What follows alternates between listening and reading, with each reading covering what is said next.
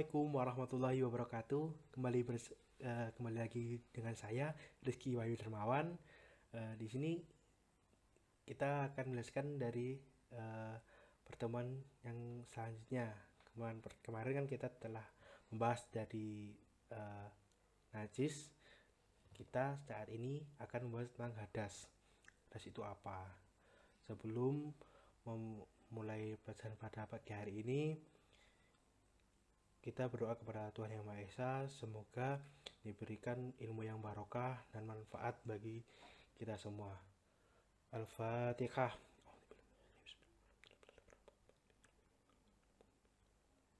Amin amin ya rabbal alamin. Nah, sebelum kita masuk ke pelajaran selanjutnya tentang hadas, kita uh, flashback ke pertemuan yang kemarin. Najis itu apa? Najis itu adalah membersihkan kotoran, ya kan? Atau najis itu kotor atau tidak suci. Nah, najis itu ada berapa? Najis itu kan ada 3. Ada najis mukofafah, ada najis mutawasito, ada najis mugholado. Najis mukofafah ini ada najis apa? Najis mukofafah ini adalah najis yang ringan, benar. Najis mutawasito itu najis apa? Najis yang sedang. Mukofafah adalah najis yang berat. Nah, setiap najis itu tadi ada cara mensucikannya berbeda-beda. Yang kemarin sudah kita bahas. Nah, sekarang sebelum menganjak ke pertemuan selanjutnya dari hadas. Hadas itu apa menurut adik-adik? Hadas. Hadas itu apa? Nah, sebelum kita ke slide selanjutnya, hadas. Nah, ini hadas. Hadas menurut bahasa adalah suatu perkara yang baru. Adapun menurut istilah, hadas adalah suatu keadaan seseorang yang dianggap tidak suci menurut agama. Orang yang sedang berhadas berarti orang tersebut tidak suci, walaupun orang tersebut dengan kondisi anggota badan seorang yang mengakibatkan sholatnya dan ibadah yang lainnya tidak diterima oleh Allah Subhanahu wa taala. Jadi orang itu tidak suci, harus dibersihkan terlebih dahulu. Nah, macam-macam hadas. Hadas itu ada 2. Yang pertama ada hadas kecil, yang kedua ada hadas besar. Hadas kecil adalah hadas yang cara mensucikannya dengan berwudu atau tayamum. Seseorang disebut berhadas kecil jika dia mengeluarkan sesuatu dari 2 lubang, yaitu dubur dan kubul. Seperti contohnya apa saja? Buang air kecil, buang air besar, terus buang angin atau kentut. Nah, itu termasuk hadas-hadas kecil. Cara mensucikannya dengan apa? Dengan berwudu atau dengan tayamum. Hadas besar ini hadas apa? Lupa, hadas besar itu kencingnya banyak. Nah, bukan, hadas besar itu bukan seperti itu. Hadas besar adalah keadaan yang tidak suci pada diri seseorang muslim karena sebab-sebab tertentu. Sebab-sebabnya ini apa? Salah satunya ada suami istri bertemu, pasangan suami istri bersetubuh, pasangan suami istri, terus nifas, haid. Nah, ya itu caranya dengan apa? Dengan mandi besar atau mandi wajib, yang biasa kita sebut dengan mandi janabat. Nah, ini bisa juga, mandi besar ini bisa digantikan dengan tayamum. Persamaan dan perbedaan antara kotor dan najis. Persamaannya ini sama-sama kotor. Perbedaannya, kotor ini belum tentu menjadikan ibadah tidak sah. Tapi sedangkan najis itu pasti ibadah kita tidak sah. Mensucikan najis sudah pasti menyatakan perbuatan membersihkan kotoran, tetapi membersihkan kotoran belum tentu termasuk bagian dari mensucikan najis. Hadas kecil. Nah, tadi itu hadas kecil. Hadas kecil apa? Kencing, buang angin. Nah, itu hadas kecil. Nah, ini tadi kan hadas kecil kan dengan cara apa? Dengan cara berwudu atau tayamum. Berwudu ini apa? Berwudu adalah suatu syarat suci dari hadas besar dan hadas najis. Bersuci dari hadas kecil dengan cara berwudu. Berwudu adalah kegiatan membasuh muka, membasuh tangan, membasuh sampai siku, mengusap kepala, terus membasuh kedua kaki sampai kedua mata kaki, terus menggunakan air yang suci mencucikan. Nah, itu adalah diwiri dari wudu. Bagaimana cara wudu? Nah, wudu yang bisa kita lakukan itu kan yang pertama itu dengan niat. Kita dengan niat berkumur-kumur, membasuh hidung, terus membasuh muka, terus yang selanjutnya itu membasuh tangan sampai dengan siku sini, membasuh tangan dengan air mengalir atau itu, terus membasuh kepala, membasuh telinga, dan membasuh kaki. Nah, kaki itu ada sampai mata kaki. Itu dilakukan dengan 3 kali. Berarti berkumur 3 kali, membasuh wajah itu 3 kali. Duh, kenapa harus 3? Kesepakatan ulama itu 3 kali. Nah, kan Allah Subhanahu wa taala itu kan suka dengan angka-angka ganjil ya kan. Nah, satu aja Pak. Loh, kalau satu itu kan istilahnya kita kan nggak marun cuma 1 kali. Kan nggak mungkin apa itu mungkin untuk membersihkan najis-najis itu tadi, hadas-hadas itu tadi. Nah, 5 kali Pak. Loh, 5 kali itu nanti kebanyakan malah membuang-buang air gitu. Kan malah mubazir airnya itu tadi. Biasanya hal-hal yang membatalkan wudhu. Yang pertama adalah keluar sesuatu dari salah satu kedua jalan, yaitu dubur dan kubul. Misalnya kita tadi apa? Kencing, buang air besar, kentut, nah, atau buang angin. Nah, itu termasuk membatalkan wudhu. Yang kedua, hilang akal, tidur, mabuk. Nah, itu termasuk membatalkan wudhu. Yang ketiga, bersentuhan kulit antara laki-laki yang perempuan yang sudah dewasa. Dan nah, misal kita berjabat tangan gini ya. Nah, itu kita batal wudhu kita. Yang keempat, menyentuh kemaluan dengan telapak tangan tanpa penghalang, baik itu kemaluan sampean sendiri atau kemaluan orang lain, kemaluan temani sampean tanpa penghalang, sampean demok ngono. Nah, itu batal. Tata cara istinja. Istinja itu apa? Istinja adalah bermakna perbuatan yang dilakukan untuk menghilangkan najis. Secara istilah adalah untuk menghilangkan najis dengan cara menggunakan benda seperti air, batu, atau benda padat yang lainnya. Ini tata cara mensucikan najis buang air kecil dengan air itu, kalau laki-laki setelah buang air kecil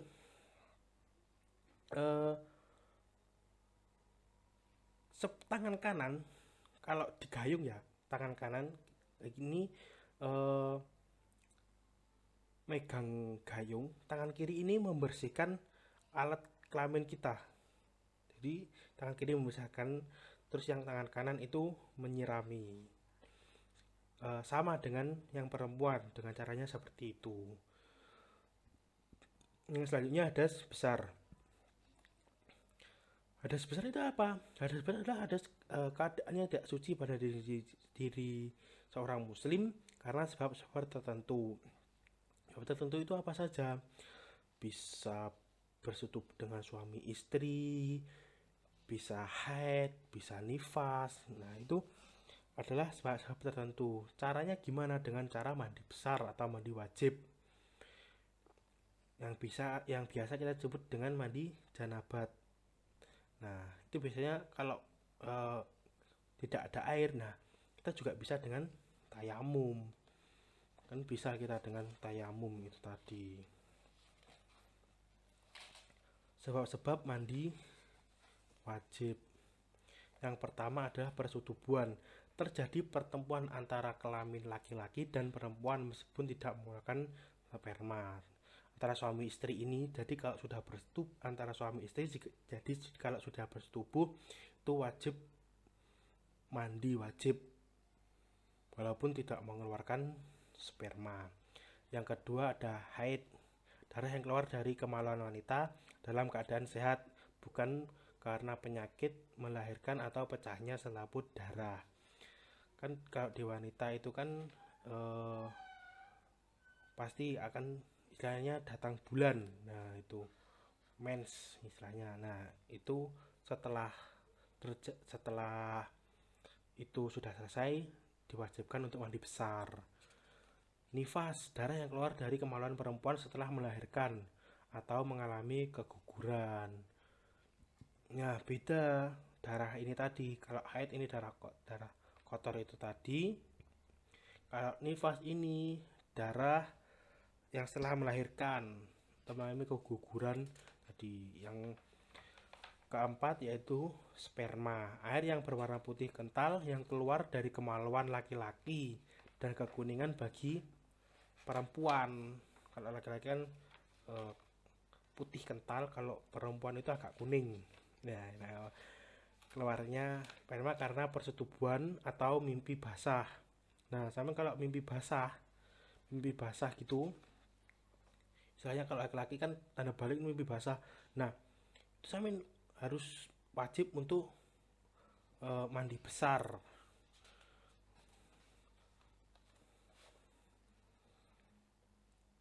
Tata cara mandi besar yaitu dengan anggota badan yang pertama kali disiram, boleh yang manapun, misal bagian atas, bawah ataupun tengah. Dari atas ini, dari tengahnya atau dari bawah, tapi lebih enaknya itu dari atas, kan mengalir. Ini gayung dari atas ini kan mengalir terus gayung sampai mengguyur seluruh tubuh tanpa terkecuali semua bagian yang berada di sela-sela, seperti di belakang telinga, di ketiak, terus di sela-sela kaki. Nah, itu harus kena air. Jika tidak terkena air, itu tidak sah mandi tersebut. Jadi harus semua badan harus terkena dengan air. Nah, ini tayamum. Tayamum itu apa sih? Tayamum adalah berniat melakukan sesuatu. Secara istilah, tayamum merupakan pelaksanaan mengusap debu ke wajah dan tangan dengan cara-cara tertentu sebagai penggantinya apa? Penggantinya wudu dan mandi besar itu tadi. Jadi tayamum pengganti wudu dan mandi besar itu tadi. Sebab-sebab tayamum, diperbolehkan tayamum. Kelangkaan air. Jadi kalau nggak ada air, misal air itu hanya mencukupi untuk minum. Nah, misal sak mini, tapi ini kalau kita buat wudu, kita mau minum apa? Nah, itu kita bisa tayamum. Yang kedua, jauh dari air. Yang berbedanya diberikan di atas sekitar 2,5 km. Di sini maka diperbolehkan tayamum. Kan biasanya kita kalau di pegunungan, kalau kita lagi kemah gitu ya, kita di camping di gunung gitu, eh, kita cari-cari nggak ada air, nah kita boleh tayamum. Yang ketiga, sulitnya menggunakan air. Ini sulit seperti apa? Seperti kalau kita sakit. Nah, kalau kita sakit kan kalau kena air bisa tambah parah. Nah, itu kita boleh untuk bertayamum. Atau misal di situ ada sungai, tapi sungai itu dibuat untuk eh, membuang limbah pabrik, terus dibuat untuk istilahnya untuk pup orang kampung situ. Nah, kita boleh untuk tayamum. Ketentuan-ketentuan khusus tayamum. Yang pertama harus dilakukan setelah masuk waktu sholat. Jadi maghrib, maghrib ini saya main kemah tadi kan maghrib. Saya main cari-cari di sekitar nggak ada. Nah, itu saya main wajib wajib untuk eh, boleh bukan wajib boleh untuk bertayamum. Tetapi kalau samin misal mubeng-mubeng terus tidak menemukan air, saya bertayamum. Terus samin sudah selesai tayamum itu tadi, samin kudu pipis istilahnya. Nah, samin jalan-jalan mana lu. Nah, ini enak kali. Nah, itu dan airnya bersih. Samin harus wudhu lagi dan sholat lagi. Karena tayamum samin tadi itu tidak sah. Yang kedua, jika disebabkan oleh kelangkaan air itu tadi. Jadi kalau banyune selai hanya sedikit untuk kita minum, kita boleh tayamum. Tayamum kan harus yang murni, yang bersih. Tayamum hanya sebagai pengganti wudhu dan mandi besar, bukan untuk menghilangkan najis.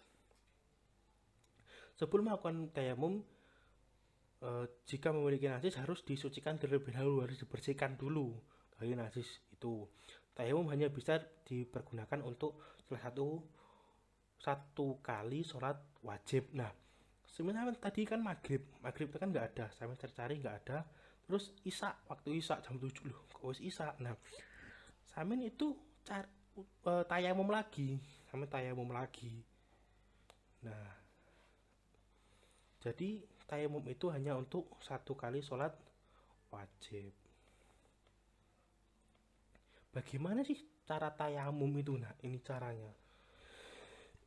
Gambarnya cara orang bertayamum. Pertama, letakkan kedua telapak tangan ini, kedua telapak tangan ini ke tanah. Misal, gak usah ke tanah, ke tembok yang murni, suci, bersih. Nah, di sini kita niat dan melakukan mengusap wajah dengan debu itu tadi, mengusap wajah. Terus letakkan lagi kedua telapak tangan kita tidak di sebelah sini yang sudah kita tempelkan tangannya tadi, tapi di lainnya. Nah, itu di lainnya kita tempelkan, terus kita usapkan di wajah. Setelah di wajah, terus kita dengan tangan usap telapak tangan kiri ke punggung tangan kanan. Jadi tangan kanan dulu di punggung sini. Jadi kan tadi sudah di sini, kita pindah di sini. Nah, ini tangan kiri ini kan ada debu. Nah, sini kan juga ada debu. Tangan kiri ini untuk tangan kanan. Jadi di sini sampai siku, ini siku. Terus ke atas sini. Dan tangan yang kanan ini kan ada debu. Ini untuk saya ini. Nah, untuk sini. Kita ambil debu di lainnya, di depan sini. Kita ulangi sampai 3 kali. Nah, itu cara untuk bertayamum. Nah, itu tadi materi yang saya sampaikan. Coba sampean simpulkan gimana materi pada pagi hari ini. Coba sampean simpulkan. Hadas itu kan ada dua, hadas kecil dan hadas besar. Hadas kecil disebabkan keluarnya sesuatu dari kubul dan dubur, seperti air kencing, air kentut atau buang air besar. Hadas besar itu keluarnya sperma karena mimpi basah tadi kan. Nah, keluarnya sperma itu kan mimpi basah itu artinya kan kita wajib untuk mandi besar. Itu termasuk hadas besar. Tapi kalau kita tidak bisa berwudu tadi, kalau menghilangkan hadas kecil dan hadas besar, kita bisa dengan cara bertayamum. Itu tadi dengan cara tayamum. Bapak di sini akan memberikan tugas kepada anak-anak. Tugasnya ini hanya simple. Kan tadi Bapak sudah mempraktekkan bagaimana cara untuk bertayamum. Tugas kali ini untuk membuat video bagaimana anak-anak untuk bertayamum. Itu tugasnya. Pada pertemuan pagi ini saya mempunyai satu quote bagi masih sama quote-nya yang dari yang kemarin. Bergurulah ilmu pada adab, maka lahirlah kemanusiaan yang adil dan beradab. Itu sampai renungi terus, itu gimana sih ilmu pada adab itu, ilmu dulu atau adab? Nah, saya renungi dulu. Mungkin itu yang bisa saya sampaikan. Yuk mari kita membaca hamdalah bersama-sama. Alhamdulillahirrahmanirrahim. Semoga apa yang kita peroleh pada pagi hari ini bisa bermanfaat bagi kita semua, bisa bermanfaat bagi umat dan bangsa. Bila saya ada kurang lebihnya mohon maaf. Billahi wabil haq wasabil khairat. Wassalamualaikum warahmatullahi wabarakatuh.